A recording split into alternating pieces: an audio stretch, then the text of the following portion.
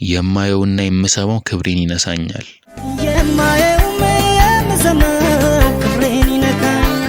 በማለት ይጀምራል።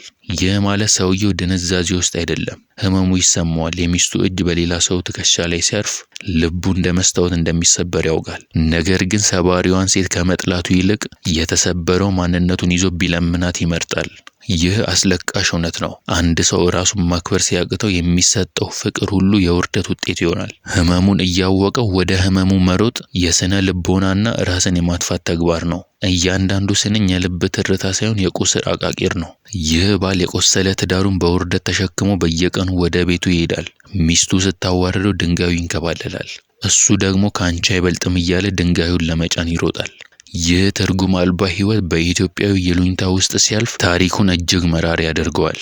የዚህ ሰው ድንጋይ የሚወደው ሰው ክህደት ነው። በየቀኑ የሚደገም ውርደት፣ በየቀኑ የሚታደስ መሸነፍ። ጳጉሜ ሚዲያ፣ የዘመን ድልድይ።